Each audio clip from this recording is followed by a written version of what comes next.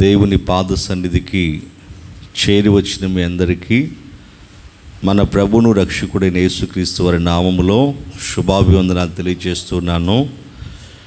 దేవుడు మిమ్ములను మీ కుటుంబాలను ఆశీర్వదించునుగాక. దేవుడు మీ అందరికీ మంచి ఆరోగ్యమును ఆయుష్ను అనుగ్రహించునుగాక. దేవుడు మీ చేతుల కష్టాన్ని దీవించి అన్న వస్త్రాలు సమృద్ధిగా దయచేయునుగాక.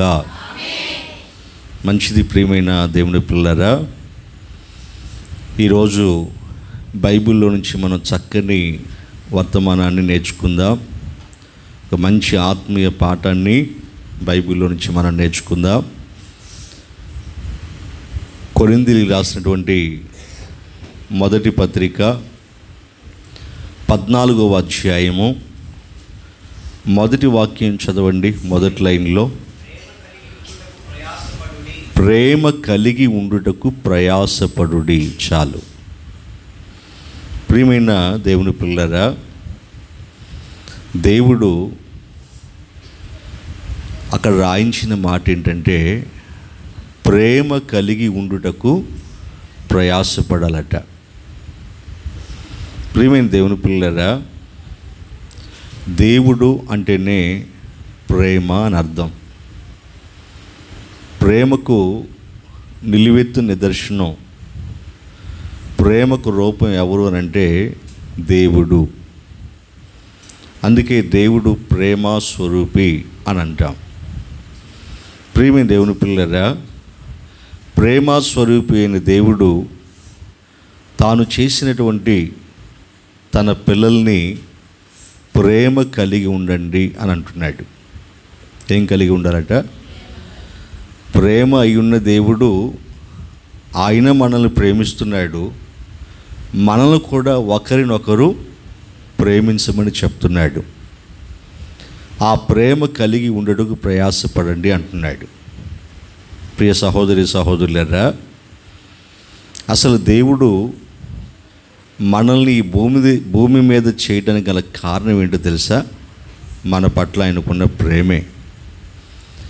ఈ సృష్టిని మన కోసం ఆయన చేయడానికి గల కారణం ఏంటో తెలుసా? మన పట్ల ఆయనకున్న ప్రేమే. ప్రేమతోనే ఈ సృష్టిని చేశాడు, ప్రేమతోనే మనలను చేశాడు. ప్రియమైన దేవుని పిల్లరా, అదే ప్రేమతో ఆయన ఇప్పటికీ మనల్ని ప్రేమిస్తున్నాడు.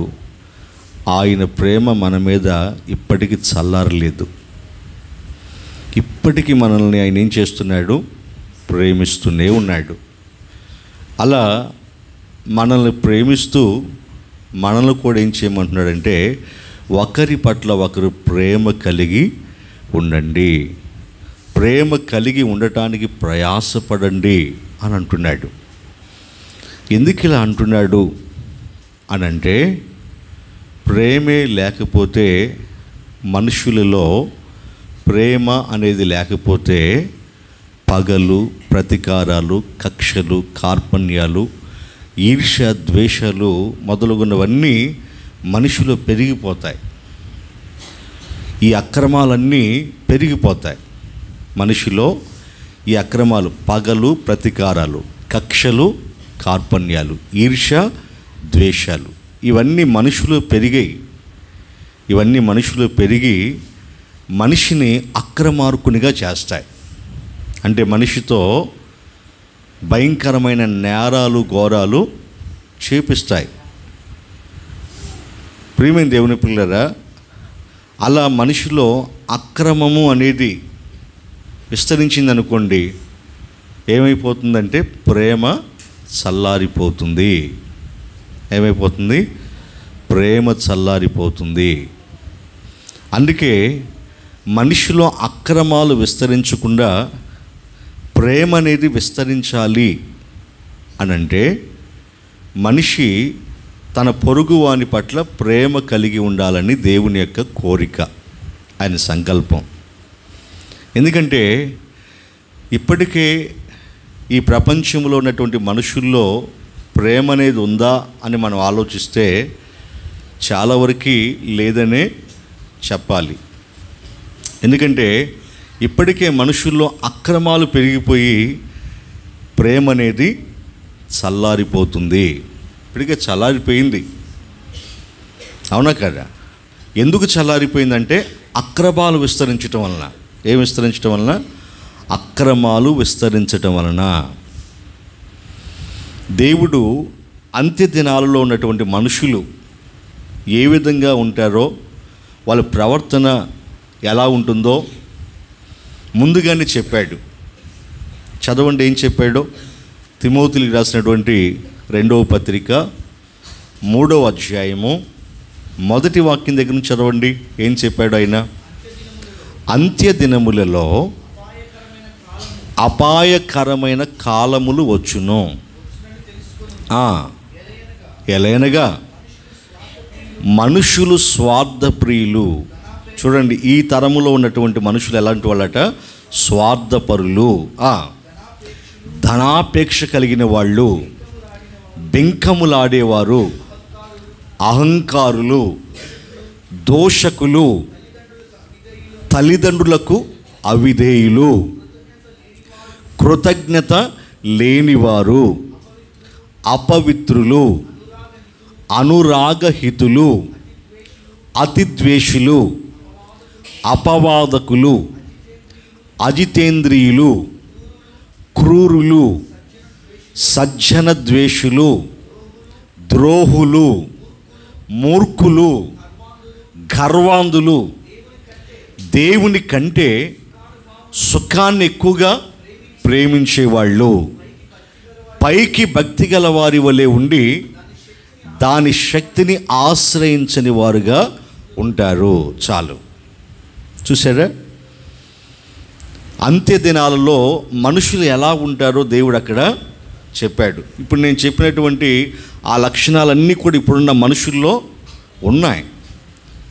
మరి ఇవన్నీ కూడా అక్రమాలు, మనుషుల్లో విస్తరించినటువంటి అక్రమాలు. మరి ఇటువంటి అక్రమ లక్షణాలు, ఈ చెడ్డ లక్షణాలన్నీ కూడా మనుషుల్లో ఉంటే మనుషుల్లో ప్రేమకు చోటు ఎక్కడిది? మనిషి మనసంతా కూడా అక్రమాలతో నిండిపోతే మనుషులు ఇంక ప్రేమ ఎక్కడిది? ప్రేమ లేకపోతే మనుషులుగా బ్రతుకుతారా? చెప్పండి, లేదండి. ఇప్పటికే దొంగతనాలు, దోపిడీలు, హత్యలు, అత్యాచారాలు, నేరాలు, ఘోరాలు, అబద్ధాలు, మోసాలు, వ్యభిచారం కదండి విచ్చలవిడిగా పెరిగిపోయింది కదండి. ఇవన్నీ ఎందుకు జరుగుతున్నాయి? మనుషుల్లో ప్రేమ చల్లారిపోయింది, మనుషుల్లో అక్రమాలు విస్తరిస్తున్నాయి.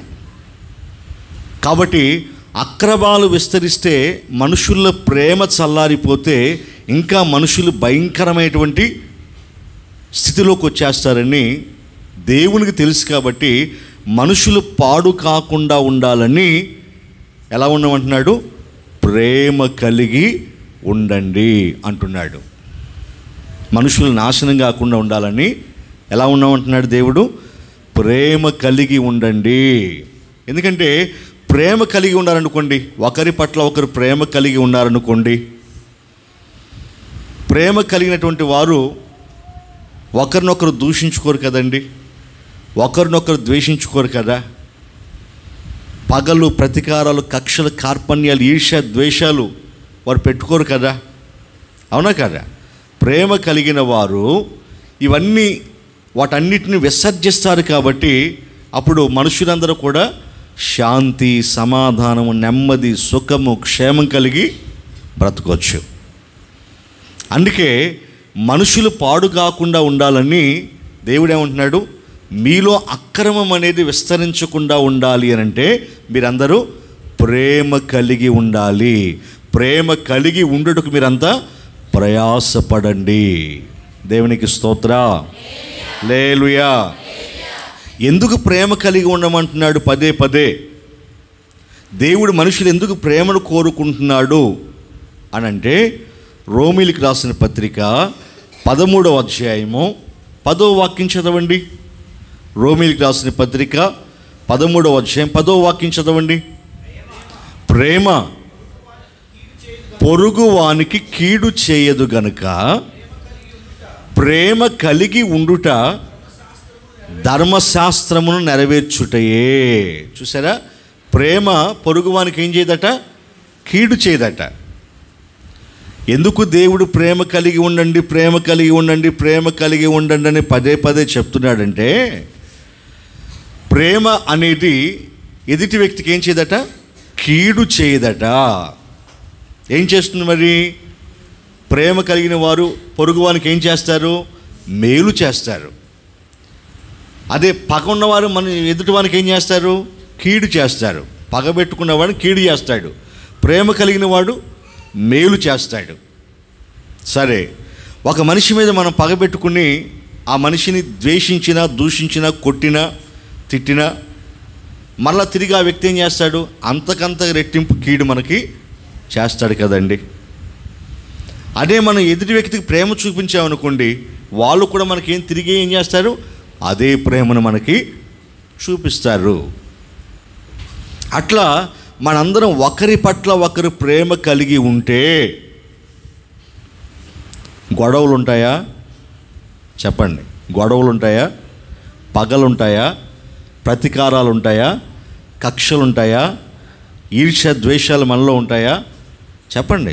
మనుషులు కొట్టుకోవటం, తిట్టుకోవటం, చంపుకోవటం అనేది ఉంటుందా? లేదు కదండి. అటువంటిది ఉండదు. ప్రేమ కలిగి ఉంటే అటువంటివి ఏవి కూడా ఉండవు. మరి ఇవన్నీ జరుగుతున్నాయంటే అర్థం ఏంటి? ఇవన్నీ జరుగుతున్నాయంటే మనుషులు కొట్టుకోవటం, తిట్టుకోవటం, చంపుకోవటం, ఒకరినొకరు దూషించుకోవటం, ద్వేషించుకోవటం, ఇవన్నీ జరుగుతున్నాయంటే అర్థం ఏంటి? మనుషులలో ప్రేమ చల్లారిపోయింది. ప్రేమ అనేది లేదు. అక్రమాలు విస్తరించాయి కదండి. అక్రమాలు విస్తరించినప్పుడు ప్రేమ చల్లారిపోతే మనుషులు ఏం చేస్తారు? కొట్టుకుంటారు, తిట్టుకుంటారు, చంపుకుంటారు, ఇంకేదైనా చేసుకుంటారు. ఇక కులాల పేరుతో, మతాల పేరుతో, వర్గాల పేరుతో, వర్ణాల పేరుతో ఈరోజు మనుషులు చంపుకుంటున్నారంటే కదా, పొడుచుకుంటున్నారంటే కారణం ఏంటి? ప్రేమ అనేది లేదు. ప్రేమ ఉంటే కులం ప్రస్తావన ఎత్తుతాడా? మతం ప్రస్తావన ఎత్తుతాడా? వర్గం ప్రస్తావన ఎత్తుతాడా? ఎత్తడు కదా. ఇట్లా ప్రేమ లేకపోవటం వలన మనుషులు ఎంత భయంకరంగా మారిపోయారో దేవునికి తెలుసు కాబట్టి ఆయన ఏమంటున్నాడు? ప్రేమ కలిగి ఉండుటకు ప్రయాసపడండి, ప్రేమ కలిగి ఉండండి అని అంటున్నాడు. దేవునికి స్తోత్ర, హల్లెలూయా. ఈరోజు మనుషుల్లో ప్రేమ అనేది ఉందా? చల్లారిపోయిందంటే చల్లారిపోయింది. భార్యాభర్తల మధ్య ప్రేమ ఉందా? ఉందా? చెప్పండి. తల్లిదండ్రులకి పిల్లలకి మధ్య ప్రేమ ఉందా? ఉందా? అన్న చెల్లెలకి మధ్య, అక్క చెల్లెలకి మధ్య ప్రేమ ఉందా? ఉందా? ఉన్నట్టుగా నటిస్తున్నారు, అంతే. దేవుడేమో ప్రేమ కలిగి జీవించండి అన్నాడు, మనమేమో నటిస్తున్నాం. భర్త మీద భార్యకి ప్రేమ ఉన్నట్టు, అలాగే భార్య మీద భర్తకు ప్రేమ ఉన్నట్టు నటిస్తున్నారు చాలామంది. ఎక్కువగా అంటే దేవుని ఎరిగిన కొంతమంది దేవుని పిల్లలు నిజమైన ప్రేమ కలిగి ఉన్నారు, వాళ్ళు దేవుని ఎరిగిన వాళ్ళు. కానీ 99% మాత్రం ప్రేమను నటించే వాళ్ళే ఉన్నారు. ఒక దేవుని యందు భయభక్తులు కలిగిన వాళ్ళు తప్ప. ఆ దేవుని యందు భయభక్తులు కలిగిన వారు దేవుని మాటకు లోబడతారు కాబట్టి వారు ప్రేమను చూపిస్తున్నారు. ఇక ఆ 1% కూడా ఉన్నారు కాబట్టి దేవుడు చెప్పినట్టు చేసేవాళ్ళు ఇంకా మనం బ్రతికున్నాం. అవునా కాదా? ఆ దేవుని కరుణ మన మీద ఉంది. ప్రియమైన దేవుని పిల్లరా, 99% భార్యాభర్తల మధ్య ప్రేమ లేదు, తల్లిదండ్రులకు పిల్లలకు మధ్య ప్రేమ లేదు, అన్నదమ్ములకు అక్క చెల్లెలకు మధ్య ప్రేమ లేదు, బంధువులకు రక్త సంబంధులకు మధ్య ప్రేమ ఆప్యాయతలు లేవు. ఈరోజు ఒక ఇంట్లో ఉన్నటువంటి వాళ్ళే, ఒక రక్తాన్ని పంచుకొని పుట్టినటువంటి వాళ్ళే కదండి, ఎలా ద్వేషించుకుంటున్నారో, దూషించుకుంటున్నారో, కొట్టుకుంటున్నారో, తిట్టుకుంటున్నారు మనకి తెలియంది కాదు కదా. ఈరోజు పొలాల దగ్గర గొడవలు చేసుకునేది ఎవరు? రక్త సంబంధులు. పొలాల దగ్గర గొడవలు చేసుకునేది ఎవరు? రక్త సంబంధులు కదండి. పొలాల దగ్గర రక్త సంబంధం అంటే అన్నదమ్ములు లేదా అన్నదమ్ముల పిల్లలు నరుక్కుంటున్నారు తెలుసా మీకు? పొలాల దగ్గర గొడవలకి. అలాగే తండ్రి పొలం పెట్టలేదని కొడుకు తండ్రిని చంపేసినటువంటి దాఖలు లేవా చెప్పండి? లేదు తల్లి పొలం పెట్టట్లేదని తల్లిని హింసించేవాళ్ళు లేరా? ప్రియమైన దేవుని పిల్లలు, ఎంతమంది ఈరోజు ఎన్ని అక్రమాలు విస్తరిస్తున్నాయి. ఈ అక్రమాలు లోకంలో మనుషుల్లో విస్తరించడానికి గల కారణం ఏంటంటే ప్రేమ లేకపోవటమే. ఏమి లేకపోవటం? ప్రేమ లేకపోవటమే. అదే ప్రతి మనిషిలో ప్రేమ అనేది ఉందనుకోండి, ఎవరికి హాని చేయరు, ఎవరికి కీడు తలపెట్టరు. మొన్న ఒక ముఖ్యమంత్రి ఏమని స్టేట్మెంట్ ఇచ్చాడో తెలుసా? యేసుక్రీస్తు వారు చెప్పినటువంటి ఒక మాట ప్రపంచంలో ఉన్న ప్రజలందరూ పాటించగలిగితే అసలు ఈ ప్రపంచంలో యుద్ధాలు అనేవి జరగవు అన్నాడు. యుద్ధాలు అనేవి జరగవు, పోలీస్ స్టేషన్లు అవసరం లేదు, గొడవలు జరగవు, అసలు ప్రపంచమంతా కూడా చాలా చాలా బాగుంటుంది, శాంతియుతంగా ఉంటుంది అన్నాడు. ఏంటి ఆ మాట అంటే నిన్ను వలె నీ పొరుగు వారిని ప్రేమించు అనే మాట. గట్టిగా చప్పలు కొట్టండి, దేవునికి స్తోత్రం చెప్పండి. హల్లెలూయా. నిన్ను వలె నీ పొరుగు వారిని ప్రేమించినటువంటి ఒక్క మాటని ప్రపంచంలో ఉన్న ప్రతి మనిషి పాటించగలిగితే అసలు యుద్ధాలు అనేవి, గొడవలు అనేవి, మత గొడవలు, కుల గొడవలు, వర్గానికి సంబంధించిన ఎటువంటి గొడవలు ఉండవు కదండి అని అంటున్నాడు. ఆయన స్టేట్మెంట్ ఇచ్చాడు. ప్రియమైన సహోదరులారా, మరి ఆ దేవుడు చెప్పినట్టుగా మనుషులు చేస్తున్నారా? ఆ దేవుడు కోరుకున్నట్లుగా మనుషులందరూ ప్రేమ కలిగి ఉంటున్నారా? లేదు కదా. ఈరోజు ప్రపంచంలో జరుగుతున్నటువంటి అల్లర్లకి, గొడవలకి, పగలకి, ప్రతీకారాలకి, కక్షలకి, కార్పణ్యాలకి, ఈర్ష్య ద్వేషాలకి, చావులకి కారణాలు ఏంటి? మనిషి మీద మనిషికి ప్రేమ లేకపోవటం. మనిషిలో ప్రేమ చల్లారిపోయింది, అక్రమం విస్తరించింది. అందుకే మనిషి విచ్చలవిడిగా ప్రవర్తిస్తున్నాడు. ఎలా? విచ్చలవిడిగా ప్రవర్తిస్తున్నాడు. ప్రియమైన దేవుని పిల్లరా, అందుకే ఈ విచ్చలవిడితనం మనిషిలో పోవాలని, మనుషులంతా ప్రేమ, ఐక్యత, సమాధానం కలిగి జీవించాలని, ఒకరి పట్ల ఒకరు మేలు చేసుకునేవారుగా ఉండాలని, సుఖము కలిగి, నెమ్మది కలిగి, క్షేమం కలిగి మనుషులందరూ బ్రతకాలని ఆయన ఏం కోరుకుంటున్నాడంటే ప్రేమ కలిగి ఉండండి, ప్రేమ కలిగి ఉండుటకు ప్రయాస పడండి అని అంటున్నాడు. ప్రియమైన దేవుని పిల్లరా, ఇలా మనుషులకు ప్రేమించండి మనుషులకు చెప్తున్న దేవుడు, ఆయనలో ప్రేమ ఉందా? ఆయన మనుషుల్ని ప్రేమించాడా అనంటే ఆయన మనందరినీ ప్రేమించాడు. బైబిల్లో చక్కని మాట ఉంది కదా, దేవుడు లోకముని ఎంతో ప్రేమించెను. దేవునికి స్తోత్ర, హల్లెలూయా. దేవుడు లోకాన్ని ఎంతో ప్రేమించాడు. ప్రేమించబట్టే కదా ఆయన ఈ లోకానికి తన ప్రియ కుమారుణ్ణి ఈ లోకానికి పంపించాడు. తన ప్రియ కుమారుని రక్తముతో మనందరి పాపాలని కడిగేశాడు, మనందరి తప్పుల్ని క్షమించాడు. అవునా కదా? ప్రియమైన దేవుని పిల్లరా, మనల్ని ఎలా ప్రేమించాడు, ఎంతగా ప్రేమించాడు అనంటే రోమీలికి రాసిన పత్రిక 5వ అధ్యాయము 8వ వాక్యం చదవండి. రోమీలికి రాసిన పత్రిక 5వ అధ్యాయం 8వ వాక్యం. అయితే దేవుడు మన ఎడల తన ప్రేమను వెల్లడిపరిచాడు. ఎలాగంటే మనం ఇంకనూ పాపులమై ఉండగా, చూసారా, మనం ఇంకనూ పాపులమై ఉండగా క్రీస్తు మన కోసం చనిపోయాడు. దేవునికి స్తోత్రం చెప్పండి. హల్లెలూయా. మనం ఇంకనూ పాపులమై ఉండగా క్రీస్తు మన కోసం అయిపోయాడట, చనిపోయాడట. ఇందులో ఏం కనిపిస్తుందంటే ప్రేమ కనిపిస్తుంది. మనుషుల పట్ల దేవునికున్న అపారమైన ప్రేమ కనిపిస్తుంది. ఏంటి ఆ ప్రేమ అంటే, మనం చెడ్డవారమని తెలిసే ఆయన తన ప్రాణాన్ని ఇచ్చాడట. మంచివారం అని తెలిసి కాదు, చెడ్డవారమని తెలిసే మన కోసం ప్రాణం ఇచ్చాడు. ఎవరైనా మంచివారి కోసం ప్రాణం ఇస్తారా, చెడ్డవారి కోసం ప్రాణం ఇస్తారా? చెప్పండి. మంచివారి కోసం ఎవరైనా ప్రాణం ఇస్తారా, లేదంటే చెడ్డవారి కోసం ప్రాణం ఇస్తారా? మంచివారి కోసమే ప్రాణం ఇస్తారు ఎవరైనా. అది కూడా అరుదు, అది కూడా తక్కువ. అవునా కాదా? ఒక మంచి వ్యక్తిని మన కళ్ళ ముందు పట్టుకొని కొంతమంది స్వార్థపరులు కొడుతున్నారనుకోండి, అరే రే అని కొట్టమాకండిరా, వాడు చాలా మంచివాడు, ఇటువంటి వాడు ఉండాలిరా, అవసరమైతే నన్ను కొట్టి చంపండిరా అని ఎవరైనా వెళ్తారండి? వెళ్తారా? నన్ను కొట్టి చంపండిరా అంటారా? అతను మంచివాడే. ఆ మంచివాడి స్థానంలో చనిపోవడానికి నువ్వు వెళ్తావా? మంచివాడు స్థానంలో చనిపోవడానికి వెళ్ళటానికి నువ్వు ఇష్టపడవు. అవునా కాదా?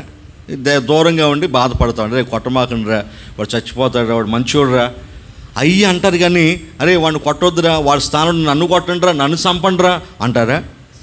అనరు కదా. ఒక చెడ్డోడిని పట్టుకొని నలుగురు కొడుతున్నారనుకోండి, అక్కడికి వెళ్ళి ఏమంటారు? అరే అది చెడ్డోడు రా, నువ్వు కొట్టమాకండిరా అంటారా?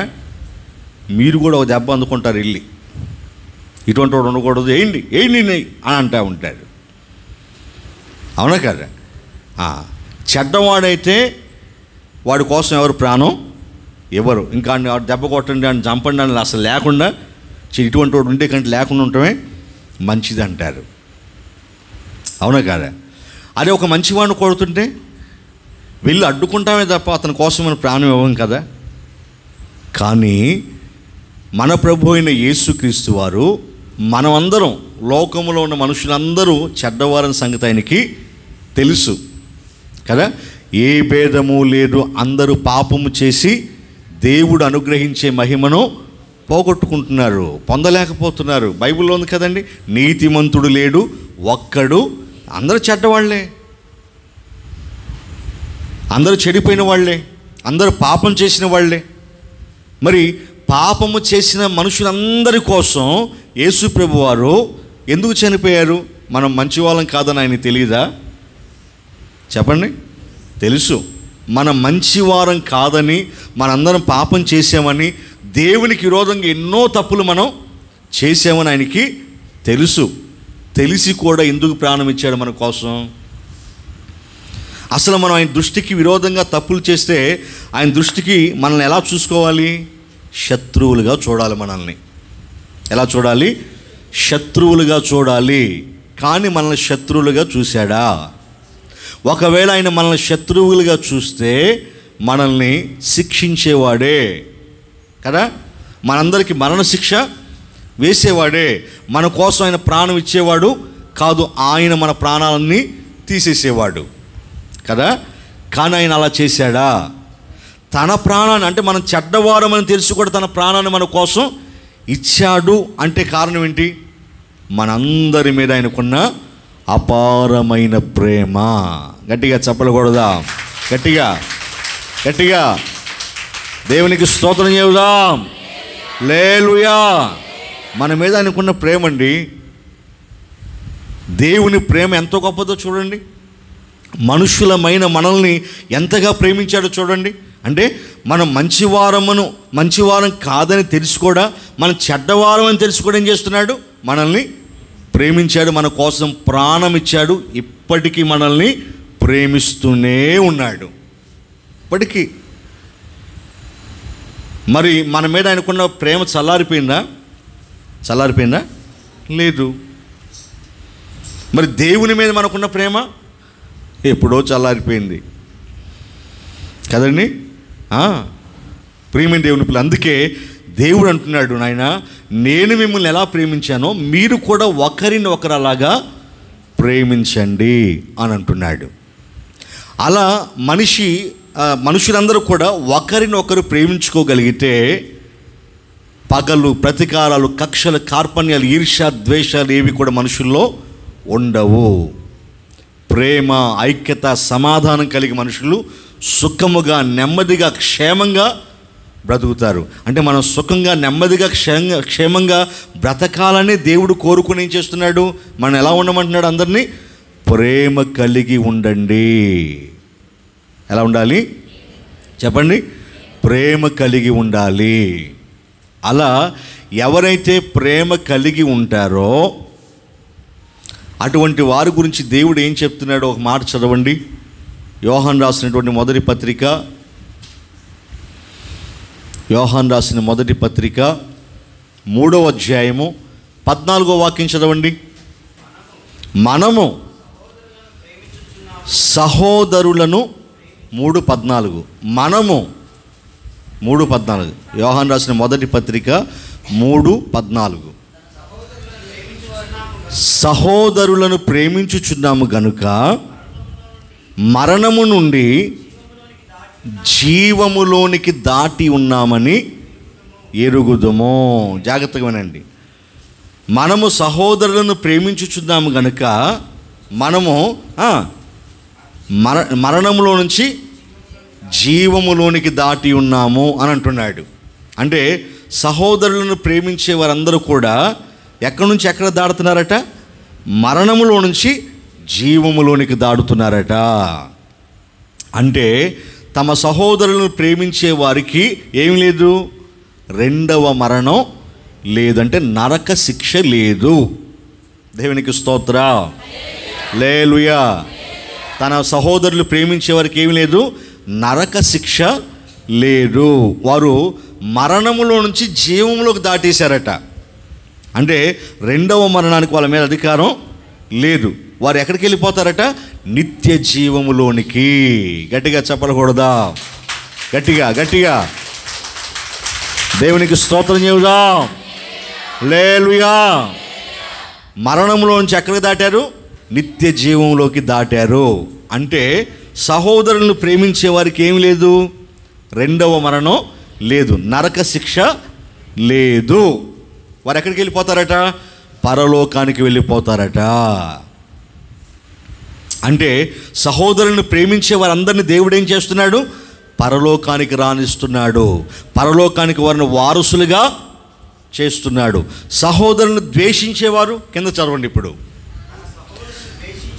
తన సహోదరుని ద్వేషించువాడు నరహంతకుడు. చూసారా? తన సహోదరుని ద్వేషించేవాడు ఎవరట? నరహంతకుడు. అంటే సహోదరుని ద్వేషించేవాడు దేంతో పోల్చాడు? హంతకునితో పోల్చాడు. ఎందుకంటే సహోదరుని ద్వేషించేవాడు ప్రేమించలేడు కదండి, కదా? ప్రేమ లేకపోతే ఎవడు ప్రభువుని చూడలేరు, చేరలేరు. ప్రేమ లేని వాడు దేవుణ్ణి ఎరగడు. అవునా కదా? ఎందుకంటే దేవుడు మనల్ని ఎలా ప్రేమించాడో మనం కూడా మన సహోదరులను ఏం చేయాలి? అలాగే ప్రేమించాలి. దేవుడు మనల్ని మంచివాళ్ళని ప్రేమించాడా? చెప్పండి. దేవుడు మనల్ని మంచివారమని ప్రేమించాడా? లేదు, మన చెడ్డవారం అనే సంగతి తెలిసే ప్రేమించాడు. ఇప్పుడు మన సహోదరులు కూడా ఎటువంటి వాళ్ళు? చెడ్డవాళ్లే. అవునా కదా? వాళ్ళలో కూడా ఏదో లోపాలు ఉన్నాయి. అవునా? వారు కూడా మనం ఏదో ఒక విధంగా బాధించిన వారే, శోధించిన వారే, ఇబ్బంది పెట్టిన వారే, అవమానాలు పెట్టిన వారే. అయినా కానీ ఏం చేయాలంటే మనం వారిని ప్రేమించాలి అని చెప్తున్నాడు. ఆమేన్, హల్లెలూయా. ఏం చేయాలట? ప్రేమించాలి అని చెప్తున్నాడు. ఒకవేళ ప్రేమించకుండా సహోదరుని ద్వేషిస్తే, అలా ద్వేషించేవారు ఎవరంటున్నాడు? చదవండి. తన సహోదరుని ద్వేషించువాడు నరహంతకుడు. ఏ నరహంతకుని యందు నిత్య జీవముండదని నేను ఎరుగుదును. ఏ సహోదరుని యందు, ఏ నరహంతకుని యందు ఏముండదట? నిత్య జీవం. అంటే నరహంతకులు నిత్య జీవంలోకి ప్రవేశించలేరు. నిత్య జీవం అంటే పరలోక రాజ్యం. నిత్య జీవం ఎక్కడుంది? పరలోకంలో. నిత్య జీవం అంటే చావు లేని జీవితం. నిత్య జీవం అంటే ఏంటి? చావు లేని జీవితం. ఈ జీవితం ఎక్కడుందో మనకి? పరలోకంలో. అంటే మనం పరలోకం చేరాలంటే మనం అందరం ఏం చేయాలట? మనం బ్రతికున్నంత కాలం మన సహోదరులను ఏం చేయాలట? ప్రేమించాలి. అలా సహోదరులను ప్రేమించేవారే మరణములో నుంచి జీవములోకి దాటినవారు, అంటే నిత్య జీవానికి వెళ్ళిపోతారు. సహోదరులను ద్వేషించేవారు నిత్య నరకానికి వెళ్ళిపోతారు. అందుకే మన ప్రభు అయిన యేసుక్రీస్తు వారు తనను అప్పగించే యోధాను కూడా ఏం చేశాడు? చివరి వరకు ప్రేమించాడా? చెప్పండి. చివరి వరకు ఆయన ఏం చేశాడు? ప్రేమించాడు. ఇక ఆయన్ని కొట్టిన వారిని, తిట్టిన వారిని, ఉమ్మివేసిన వారిని, ఆయన బట్టలు లాగేసుకున్న వారిని కదండి, ఆయన అవమానం చేసిన వారిని, ఆయన మీద నిందలు మోపిన వారిని అందరినీ కూడా ఏం చేశాడు? ఆయన క్షమించాడు. తండ్రి, వీరేమి చేయుచున్నారు, వీరెరుగురు గనుక వీరిని క్షమించు అన్నాడా? అలా క్షమించే మనసు ఎవరిలో ఉంటుంది? అలా క్షమించే మనసు ఎవరికి ఉంటుంది? ఎవరికైతే ప్రేమ ఉంటుందో మనుషుల మీద, వారే తప్పులను క్షమించగలరు. మరి యేసు ప్రభు వారు తప్పులన్నీ క్షమించాడంటే వాళ్ళ మీద ఆయనకు ప్రేమ ఉందా, ద్వేషం ఉందా? ప్రేమ ఉంది. ఆమేన్, ఆమేన్. ఇంకా వారి కోసం వారిని క్షమించు, వీరేం చేస్తున్నారు, వీరెరుగురు గనుక వీరిని క్షమించు అని అంటున్నాడంటే ఇంకా వారిని ఏం చేస్తున్నాడు? ఇంకా ప్రేమిస్తున్నాడు. ఆ ప్రార్థన వినే కదా సిలువలో వేలాడుతున్నటువంటి దొంగల్లో ఇద్దరు దొంగల్లో ఒక దొంగోడు ఏం చేశాడు? మారు మనసు పొందాడు కదా. అవును కదా? మారు మనసు పొందాడా లేదా? మారు మనసు పొందాడు. ఆ ప్రార్థన వినే కదా. ఏంటినా ఎంత భయంకరంగా కొట్టినా, తిట్టినా, హింసించినా, దూషించినా, నిందించినా, గేలి చేసినా, హేళన చేసినా ఇంకా వాళ్ళని క్షమించమని ప్రార్థిస్తున్నాడేంటి? ఈయనంత ప్రేమ కలిగిన దేవుడు అని అప్పుడు కదా ఆయనలో మార్పు కలిగింది. నా ప్రియ సహోదరులారా, మన ప్రభు అందరినీ, శత్రువులను సైతం ఏం చేశాడు? ఆయన ప్రేమించాడు కదండి. శత్రువులను సైతం ఏం చేశాడు? ఆయన ప్రేమించాడు. మరి మనం కూడా ఏం కలిగి ఉండాలి? యేసుక్రీస్తు వారి యొక్క మనస్సు మనం కూడా కలిగి ఉండాలి. ఆయన ఎలా తన శత్రువులను సైతం ప్రేమించాడో మనం కూడా మన శత్రువులను సైతము ప్రేమించాలి. అంటే మన బ్రతుకు దినాలన్నీ కూడా ఎవరిని మనం ద్వేషించకూడదు. దేవునికి స్తోత్ర, హల్లెలూయా. మన బ్రతుకు దినాలన్నీ కూడా మనం ఎవరిని ద్వేషించకూడదు. మరి మనల్ని ద్వేషించే వారిని, మనల్ని ద్వేషిస్తున్నారు కదా, మనల్ని ద్వేషించే వారిని ఏం చేయాలి? వాళ్ళ కోసం ప్రార్థన చేయాలి. మనం తిరిగి వాళ్ళని ద్వేషించకూడదు. వాళ్ళ కోసం మనం ఏం చేయాలి? ప్రార్థన. మనం చేయాల్సింది అది. కాబట్టి నా ప్రియమైన సహోదరులారా, దేవుడు మన నుంచి కోరుకునేది ఏంటంటే ప్రేమను కోరుకుంటున్నాడు. నేను ఎలా మిమ్మల్ని ప్రేమించానో మీరు కూడా ఒకరిని ఒకరు ప్రేమించండి. ఏం చేయాలట? ఒకరినొకరు ఏం చేయాలట? ప్రేమించాలట. ఆయన చెప్పినట్లుగా ప్రతి ఒక్కరూ ఈ ప్రేమ కలిగి ఉంటే కుటుంబాలు, జీవితాలు కదండి, సంఘాలు, సమాజం, దేశం, లోకమంతా కూడా బాగుపడుతుంది. ఆమేన్, హల్లెలూయా. మనుషులందరూ బాగుపడతారు ఆయన మాటలు వింటే. మరి ఎవరు వింటున్నారు? ఎవరు ఆయన కోరుకున్నట్టుగా బ్రతుకుతున్నారు? ప్రేమ కలిగి ఉండండి రా అంటే ఒకరినొకరు ఏం చేస్తున్నారు? ద్వేషించుకుంటున్నారు, దూషించుకుంటున్నారు, తిట్టుకుంటున్నారు, కొట్టుకుంటున్నారు, చంపుకుంటున్నారు కదండి, యుద్ధాలు చేసుకుంటున్నారు. ఈరోజు ప్రపంచంలో దేశాల మధ్య యుద్ధాలు జరుగుతున్నాయంటే కారణం ఏంటి? ద్వేషం అండి. ఒక దేశం ఉంటే ఇంకో దేశానికి ద్వేషం, పగ. అదే ప్రేమ ఉంటే, ఒక దేశం ఉంటే ఇంకో దేశానికి ప్రేమ ఉంటే చంపుకుంటారా? యుద్ధాలు చేసుకుంటారా? చెప్పండి. మొదటి ప్రపంచ యుద్ధం, రెండో ప్రపంచ యుద్ధాలు జరిగినాయి కదండి. మొదటి ప్రపంచ యుద్ధంలో, రెండవ ప్రపంచ యుద్ధంలో కొన్ని కోట్ల మంది చనిపోయారండి. ప్రాణ నష్టం, ఆస్తి నష్టం, భయంకరంగా ఎన్నో నష్టాలు జరిగాయి కదండి. రక్తం ఏర్లై పారింది కదా. మరలా ఇప్పుడు మూడవ ప్రపంచ యుద్ధం జరుగుతుంది అంటున్నారు. మూడవ ప్రపంచ యుద్ధం జరుగుతుంది అంటున్నారు. ప్రతి దేశం కూడా అణుబాంబులు కలిగి ఉన్నారు. పెద్ద పెద్ద ఆధునికమైనటువంటి బాంబులు కలిగి ఉన్నారు. క్షిపణులు, యుద్ధ ట్యాంకర్లు, అధునాతనమైనటువంటి ఆ యుద్ధ సామాగ్రి వాళ్ళ దగ్గర ప్రతి దేశంలో ఉందండి. ఒకవేళ 3వ ప్రపంచ యుద్ధమే జరిగితే ఈ భూమి అంతటిని తగలబెట్టేయగలిగిన సామర్థ్యం, తగలబెట్టి పాడు చేయగలిగినటువంటి సామర్థ్యం కలిగినటువంటి బాంబులు తయారు చేశాడు. ఎందుకు ఇవన్నీ తయారు చేశాడు మనిషి?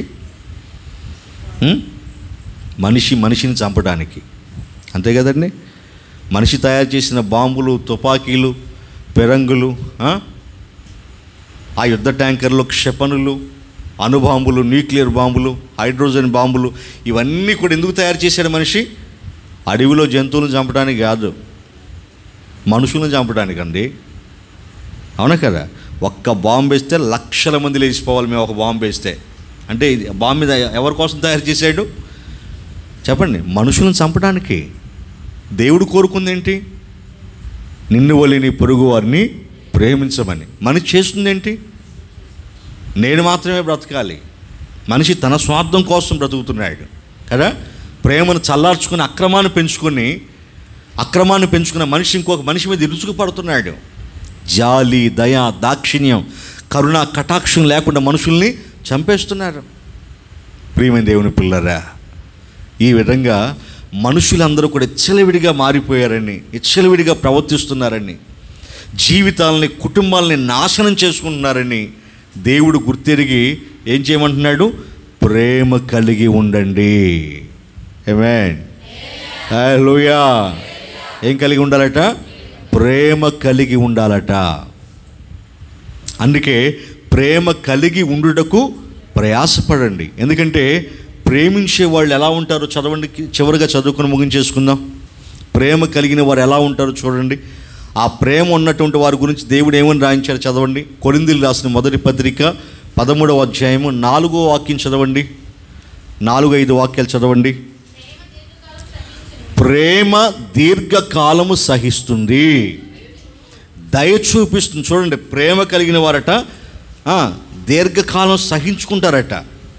ప్రేమ ఉన్న వాళ్ళు దీర్ఘకాలం సహించుకుంటారు, దయ చూపిస్తారు. చూడండి, ప్రేమ ఎదుటివాడిని చూసి మత్సరపడదు, ప్రేమ డంబంగా ప్రవర్తించదు, అది ఉప్పొంగదు, అమర్యాదగా నడుచుకోదు, మర్యాదగా నడుచుకుంటుంది. స్వప్రయోజనమును విచారించుకొనదు, త్వరగా కోపపడదు, అపకారాన్ని మనస్సులో ఉంచుకోదు, దుర్నీతి విషయమై సంతోషపడక సత్యమునందు సంతోషించుచు అన్నిటికీ తాలుకుంటుంది, అన్నిటిని నమ్ముతుంది ప్రేమ, అన్నిటిని నిరీక్షిస్తుంది ప్రేమ, అన్నిటినీ ఓర్చుకుంటుంది. ప్రేమ శాశ్వత కాలం ఉంటుంది. దేవునికి స్తోత్రం. గట్టిగా చప్పలు కొట్టండి, గట్టిగా గట్టిగా దేవునికి స్తోత్రం చెబుదా. ఒక మనిషిలో ప్రేమ ఉంటే ఆ ప్రేమ కలిగిన వారు ఎలా ఉంటారో, ఏ లక్షణాలు కలిగి ఉంటారో అక్కడ చక్కగా చెప్పాడండి కదండి. కాబట్టి ఈ లక్షణాలన్నీ కూడా దేవుని పిల్లలమైన మనలో ఉండాలి. మనందరం ప్రేమ కలిగి ఉండాలి. ఒక్క ప్రేమ కలిగి ఉంటే మనలో ఉన్నటువంటి చెడ్డ లక్షణాలు ఏవి కూడా మనలో ఉండవు. అదే చెడ్డ లక్షణాలు కలిగి ఉన్నాం అనుకోండి, ప్రేమ అనేది ఉండదు. ప్రేమ కలిగి ఉంటే మన జీవితాలు బాగుంటాయి, అవునా కదా. అదే అక్రమాలు కలిగి ఉంటే జీవితాలు నాశనం అయిపోతాయి. మనిషికి అర్థం కావట్లే. దేవుడు చెప్పినట్టుగా మనిషి చేస్తే మనిషి జీవితం చాలా చాలా బాగుంటుంది. ప్రియమైన దేవుని పిల్లరా, కాబట్టి దేవుడు కోరుకున్నట్టుగా మీరందరూ కూడా ప్రేమ కలిగి ఉండుటకు ప్రయాసపడండి. ఎందుకంటే ఒక మనిషిని ఈజీగా ద్వేషించవచ్చు, కానీ ఒక మనిషిని ప్రేమించడం చాలా కష్టం అండి కదండి. చాలా కష్టమైంది, చాలా ఇబ్బందికరంగా ఉంటుంది. మన శత్రువులు మనకు ఎదురు పడితే ఇంకా ఇబ్బందికరంగా ఉంటుంది.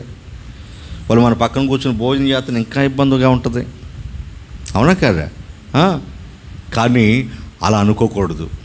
ప్రేమ అపకారాలని మనసులో పెట్టుకోదు. అవునా కదా? పగలు మనసులో పెట్టుకోదు, స్వప్రయోజనాన్ని ఆశించదు, అన్నిటిని ఓరుస్తుంది, అన్నిటిని నమ్ముతుంది, ప్రేమ అన్నిటిని సహిస్తుంది, ఎదుటి వాళ్ళ పట్ల దయ చూపిస్తుంది. ఆ ఒక్క ప్రేమను మనం కలిగి ఉంటే ఈ మంచి లక్షణాలన్నీ మనలో ఉంటాయి. ఇలా ఎవరైతే ఈ ప్రేమను కలిగి ఉంటారో అలా కలిగినటువంటి వారిని దేవుడు ఏమన్నాడు? నిత్య జీవానికి వారసులుగా చేస్తానన్నాడు. అంతే కదండి. తన సహోదరుని ప్రేమించేవాడు మరణములో నుంచి ఎక్కడ దాటాడు? జీవంలోకి. అంటే అతనికి రెండవ మరణం లేదు, నరక శిక్ష అనేది అతనికి లేదు. మరి ఎవరికి నరక శిక్ష వేస్తాడు? తన సహోదరుని ప్రేమించకుండా ద్వేషిస్తారే అటువంటి వారందరికీ నరక శిక్ష ఉంటుంది. కాబట్టి దేవుడు మనందరినీ ఎలా ప్రేమించి మనందరి పాపాల కోసం, శాపాల కోసం తన ప్రాణాన్ని బలిగా అర్పించాడో, మనం కూడా ఒకరి పట్ల ఒకరు ప్రేమ కలిగి ఒకరి అవసరాల్లో ఒకరు పాలు పంపులు పొందుచు ఒకరి పట్ల ఒకరు మేలు చేసుకునే వారంగా మనం ఉండాలి. అది క్రైస్తవులమైన మనం చాలా జాగ్రత్తగా ఉండాలి. మనకు కీడు చేసేవారు కూడా మనం ఏం చేయాలి? మేలే చేయాలి. మనం మేలు చేస్తున్న వారు కీడు మనకు చేస్తున్నారు అనుకోండి, మనం మేలు చేస్తున్నా మన ద్వారా మేలు పొందిన వారు మనకు కీడు చేస్తున్నారు అనుకోండి, మరి అప్పుడేంటి పరిస్థితి? మనం మేలు చేస్తున్నా మన మేలుకు ప్రతిగా వారు కీడు తలపెడితే అటువంటి వారి సంగతి ఎవరు చూసుకుంటారు? దేవుడు చూసుకుంటాడు. దేవునికి స్తోత్రం, హల్లెలూయా. మేలుకు ప్రతిగా కీడు చేసేవారి ఇంట నుంచి కీడు ఎప్పటికీ తొలగిపోదట. అర్థమైనా? మనం మేలు చేసాం ఒకరికి, వాళ్ళు మనకు తిరిగి కీడు చేశారు, అటువంటి వారిని దేవుడు ఎలా శిక్షిస్తాడో తెలుసా? వాళ్ళ ఇంట్లో ఎప్పుడు కీడు ఉండేటట్లుగా శపిస్తాడట. అంటే వారికి ఎప్పుడు కీడు వెంట కీడు వస్తుంది. కాబట్టి దేవుడే అటువంటి వారిని శిక్షిస్తాడు. మనం శిక్షించకూడదు, మనం దూషించకూడదు, మనం కీడుకి ప్రతి కీడు చేయకూడదు. మనందరం మనుషుల పట్ల, సహోదరుల పట్ల, పొరుగువాని పట్ల, కుటుంబంలో ఉన్న వారి పట్ల, అందరి పట్ల మనం ఎలా ఉండాలి? ప్రేమ కలిగి ఉండాలి. ప్రేమ కలిగి ఉండుటకు మనం ప్రయాసపడాలి. ఇట్టి కృపను పరిశుద్ధాత్మను మీ అందరికీ అనుగ్రహించునుగాక. ఆమేన్.